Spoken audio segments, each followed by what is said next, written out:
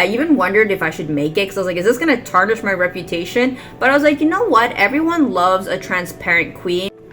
Hey there, my handsome and pretty little Cobras, and welcome back to the Cobra's Nest. For those of you who are new, my name is Mignon Cobra, and I make videos on minimalism and money. So today's video is definitely going to be a juicy and controversial video. So today's video is, I've changed my opinion on dupes, facsimiles, replicas, fake, and I got 7 things that I want to talk about in hopes that this can kind of give you guys a different perspective on my thoughts and what has changed, because you guys know that for a really long period of time I've been very anti-fakes ever since I got rid of my little fake YSL little envelope one, the little black one that I had back in 2021. So it's been 4 years, and I was like, you know what, a lot has changed very recently, actually, since my Paris trip. So I have a couple things that I want to talk about. This video might be a little bit lengthy.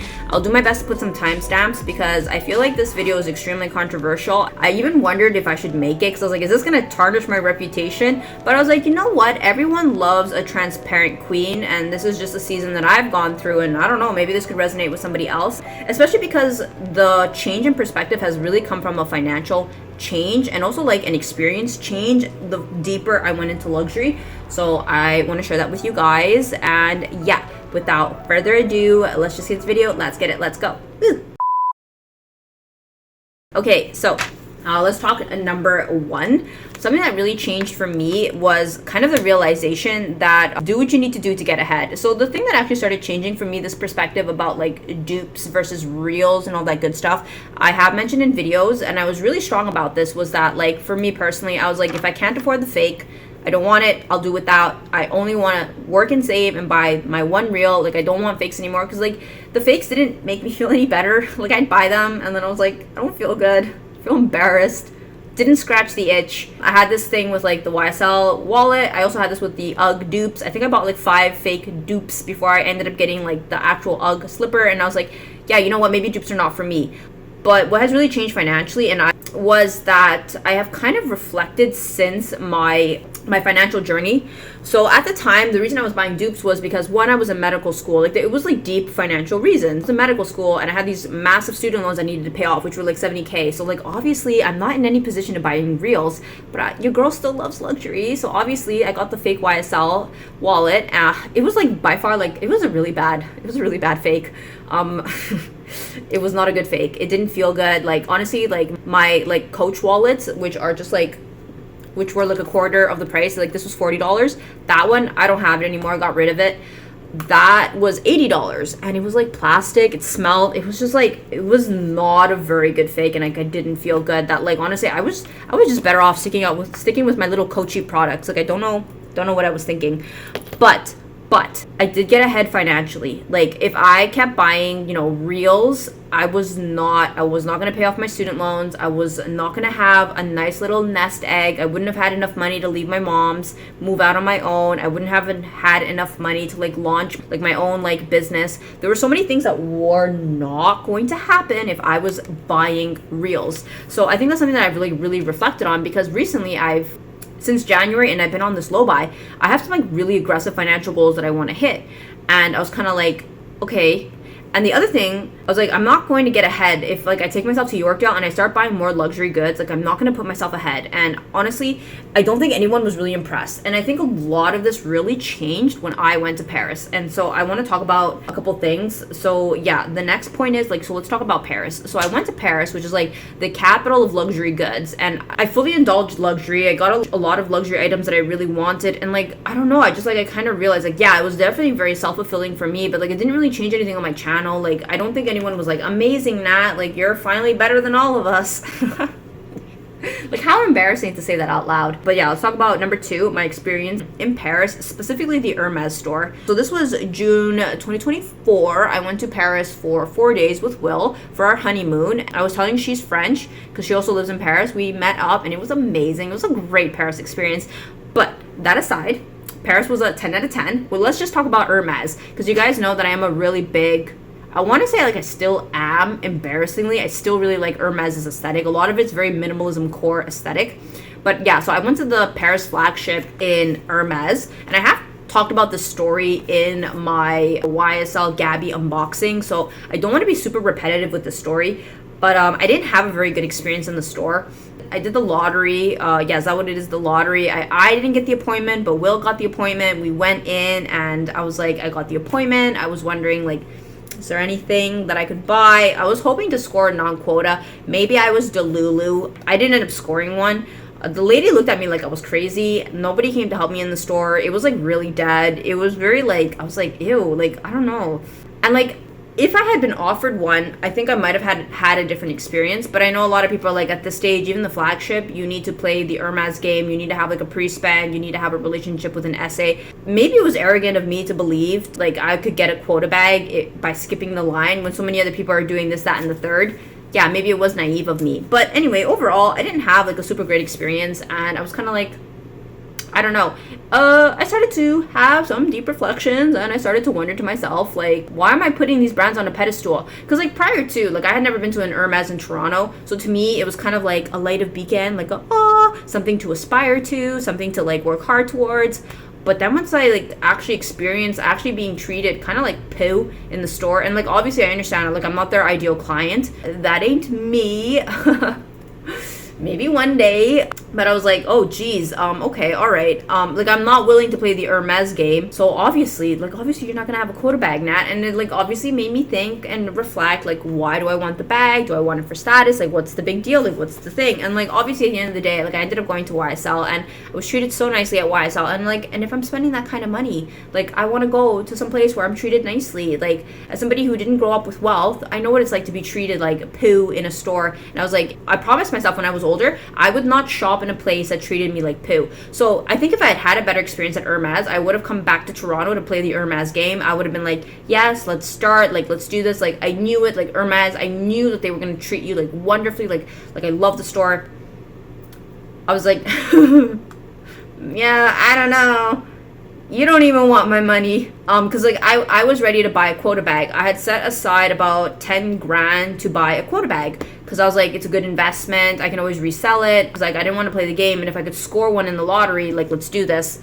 I was like, yeah, no, never mind. Maybe the same for me. So yeah, the experience in Hermes and the wonderful experience I had in YSL kind of made me realize that, like, maybe these brands don't really give a about you. And obviously this is coming from somebody who was like, I was on my high horse, you know, praising these brands, but these brands don't really give about you. And I was like, maybe I should stop looking the fool. That was partially one of the reasons why I didn't really want to buy fakes, was because I was like, oh, like, it's intellectual property, you know, all that good stuff, legality, all that good stuff. And talking about legality, talking about fairness, talking about, you know, not treating people like talk about the third thing that really changed. So it's almost ironic. So I was in Paris for 2024, and then the Dior scandal. So the third thing I want to talk about is the Dior scandal. That happened literally July 2024. So, like, literally a month after my Paris trip, the Dior scandal hit. That, like, Dior and a lot of, like, LVMH, and obviously Hermes and LVMH are two different companies. I know a lot of people are going to be like, no, it's not the same. Okay, fine, it's not the same. My point being is the Dior factory revealed that, like, whereas before it was speculated that some of these companies had imported, like, factories and they were using, like, Chinese workers and, like, South African workers, it was, like, actually confirmed. They did, like, an Italian whatnot raid, whatever. Yeah, like, these companies are using the same factories, the same factory workers who they import from, like, China, all these places we were turning our nose at and being like, you know, like, your bag's made in China, mine's made in Italy. And, like, YSL is known for having, like, Italian leather, made in Italy, made in France. It's like, my bag might have been made in a factory, in a Chinese factory. And I was like, okay, all right. And the other thing I want to kind of say is that, like, when I lived in China, I was super against fakes. Like, when I was in China, it was like fakes galore. And I was like, no, once I have money, I'm going to buy reals. Like, I'm going to be better than that. Like, I see how these things are made. And, like, to be fair, some of these fakes are, like, really good. Like, as somebody who used to live in China and have access to these fakes, the craftsmanship is not bad. It was just the social stigma of, like, ew, it's a fake. Like, I want the real. And it's like, now that I'm here in the West, it's like, where the f do you think these things are being made? They're being made in the same freaking factory. I don't know. It just really drove home to me the absurdity of all of this. Like, I was literally in China. I had access to all of these fakes, and I was like, I'm not going to buy them because, like, I'm better than this. Like, I want European-made stuff. So then I come back to the West, and, like, I actually go to, like, France, only to find out, like, this stuff is made in the same damn places. Chinese craftsmanship's not bad. So if the whole point was just to be on my high horse and be like, it's made in Europe by Chinese workers. What's the difference between a real and a fake? I don't know. It just started to really bring home some ideas where I was just like, okay, well, I thought the whole idea of made in Europe was to be made by Europeans, and like Europeans are not even making it. What the hell is the difference? So that came to the next point 4, like, let's talk fakes. What's the big deal? I don't know.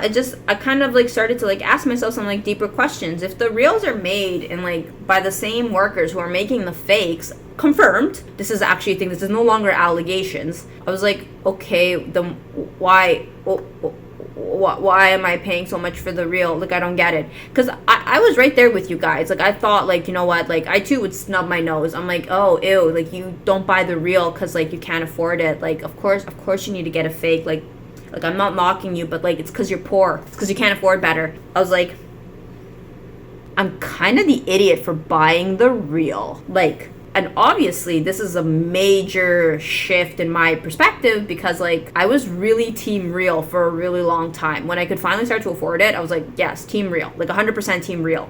And I can afford reals, and I have shown that I literally flew first class Paris to like buy luxury goods. Like they're right over there in the back, like you guys can see them. Like this is not a money issue, but it's more of a fundamentals. I'm like, it's the same damn thing, and if it's the same damn thing and I have aggressive saving goals, like I'm just gonna get a fake, man. Like it's made by the same people. And the thing that really shifted for me specifically, another thing that I also kind of want to talk about, number 5, is I actually had a subscriber reach out to me, and I'm not sure if I'll screenshot the convo. It's kind of private. I feel really uncomfortable sharing those kind of things, so I'm not going to put it up. But essentially, I had a subscriber reach out from my video, the 7-month update on my Gabby, and they were kind of like asking for like details. They sent me pictures of their Gabby, told me their Gabby's not real, and they kind of wanted to know like how good of a match is their fake against the real color, because like apparently not many people buy the Gabby in white. Most people buy YSL in black, because YSL is known for the black, like that's their main staple. Most people are not insane and buy white the way that I do. So she was like, yeah, what does the color look like? It looks really gray. And then obviously, you know, I want to help where I can. I showed her and took pictures of mine and I sent it over, and I was like, yeah, you know, honestly, yeah, it's gray. I know the color says vintage blanc, but it's actually, yeah, it's gray. It's very gray. I hope this can help. And she was like, yeah, I was really embarrassed to wear the bag because it's like everyone's gonna know it's not real because of the color. And I just thought to myself, and I was like, it looked really good. Like in the photos, like it looked like if she didn't tell me it was or wasn't real, like I wouldn't have thought anything of it. Like honestly, because of that experience, I kind of thought to myself, I don't really care what other people wear. If you wear real or if you wear fake. Like even right now, even before I had this mentality change, even when I was really against fakes, if somebody was wearing a fake, I'd be like, yeah, do what you gotta do. I understand. Not all of us are stupid. Luxury is for idiots. I'm not here to judge. Like if you need or want to buy a fake, like I'm not judging. And so when a subscriber reached out, it really changed the perspective. This was no longer a stranger on the internet. This was somebody who had taken the time to watch one of my videos. And I just thought to myself, I was like, why do I get up on my channel and I shame people who buy fakes? Especially when I was in a season where I financially had to buy fakes, because I think she seems a lot younger than me. I needed to do that. I wanted nice things and I couldn't afford it. And so I did what I had to do, and I rocked my little fake, and that was a season, that was an era. And all of a sudden now, because I have money, I'm on my high horse being like, ugh, fakes. When I don't even care what other people wear. Like, not that I have reals, I don't care if somebody has a fake. Literally, I was at a party with like some family friends. She had a Goyard, and I was like, I love the Goyard, oh my gosh. She's also been to Paris. She was like, oh no, this, Hong Kong, not real. I was like, oh, looks real. Who cares? It's a bag, it carries shit, like who cares? It's just like really changed my perspective, especially because like when I look at that subscriber, and I was just like, I remember thinking in my head, like, and I didn't say this to the subscriber, I was like, girl, just rock the bag, who gives a shit? She was like, she felt embarrassed. I was like, I wouldn't know it's fake. I don't think anyone around you knows that it's fake. The only person who thinks or feels a certain kind of way is probably you. And I think that ties into, you don't know that until you buy reels, and then when you buy reels you become indifferent and you're like, honestly, this bag will do the trick. And I think I want to mention that because that brings us to point number 6, is if you guys have ever read the book Crazy Rich Asians, the author grew up rich in Singapore, and he kind of talked about the differences he noticed between the very, like, the ones who make the money, so the first gen rich, and then the children, the second gen, and the difference in their shopping habits. So in the book, there's this one scene where the parents, they went to an AA grade fake, it was kind of like a back door in like an apartment, and they bought a lot of the it bags of the season, and they were just kind of gossiping about how like their kids, who are also adults as well, like they're like, yeah, they feel the need to have to buy the real. And I think it kind of speaks to a certain level of like, when you make the money yourself, kind of have a different appreciation of money, you have a different type of confidence.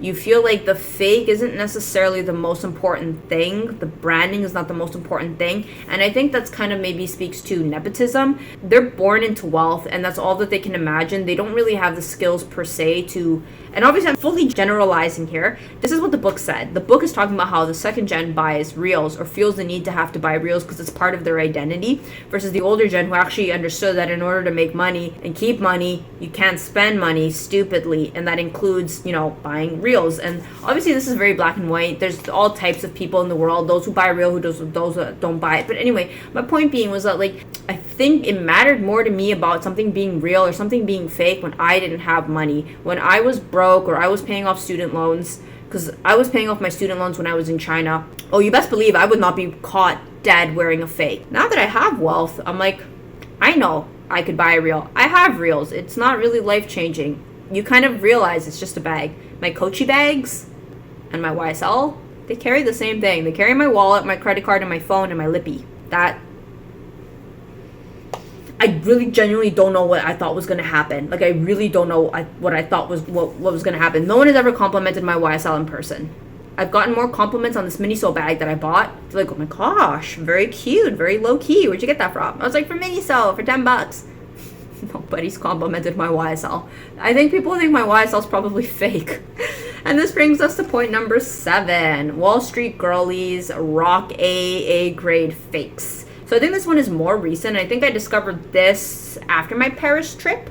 I mean, honestly, this has been really good for my self-esteem. But once I started, you know, once I got that out of my system, so I have my reels, I was like, okay, let's use the money now to stop buying so much luxury goods, and let's put it towards buying stocks and building your investment portfolio. So my investment portfolio has grown substantially since my Paris trip. It's been almost a little under a year since my Paris trip, which was last year. I was like, yeah, the more I started watching these content on like, you know, finance girlies, and it's just like, if you want to be like, you want to be well off with your money, like you can't spend it on stupid shit. And they talked about how like, if you are like a trophy wife and your man buys it, like your husband buys you these bags, it's not your money, you didn't earn it, you don't really care. Of course you want a reel, but if you earned it, if you busted on Wall Street, you best believe, like, I am not spending 10K on a Birkin. Like, I am not spending, like, they'll still buy, like, these high-grade Birkins. They're not cheap either, like, but they're definitely, like, not 10 grand, 40 grand expensive. But these Wall Street girlies are like, there's way more important things to do with your money than flaunt your wealth. And so a lot of them got A-grade fakes, and that has really changed my perspective. I realized that, like, you know what, I don't care. I have my reels, like, I'm done and done. I still will continue to buy reels, but if I need to buy a fake, like, I'll buy a fake. Like, I'm not above it anymore. It's not important to me anymore. Being financially stable has become way more important now that, like, I'm on my own and, like, I'm not at my mom's anymore. I'm like a financially responsible adult. I could give a And I think that, like, I know a lot of people might argue, is it like deceiving? Like, you're deceiving people, it's not a real. I have never ever told you guys something was real when it was fake. Even when my channel was smaller, I told you guys that YSL wallet was fake. Even though it was embarrassing for me to open my mouth and tell you guys that wallet's not real, I even told you guys, and I was like, yeah, it's from DHgate. I'm not even gonna put the link because I don't really approve or support this. This is a me problem, but I'm not gonna tell you guys to get it. I have never lied to you guys. Anything that, if you ever see something on my account and you ask me, is that real, is that fake, you best believe I'm gonna tell you, no, it's real, no, it's fake. So I just wanted to share that with you guys because my perspective on reels has really changed, and I hope that that could kind of help you guys because I think things have changed. I don't think having a fake has the same social stigma as it once did, especially because if the initial divider between it was like class and money and where these things are made, they're made in the same damn place. And I'd rather have money in the bank. Like, I'd rather be a millionaire, and buying a bunch of luxury goods is not going to make me a millionaire. So I hope that you guys could have enjoyed this video. Comment down below your thoughts on this because this is a really controversial video, very controversial thing. I had filmed this before, and I don't think I did a really good job of illustrating my point, but I think this one is definitely a lot more clear-headed, and I think will really drive home the message.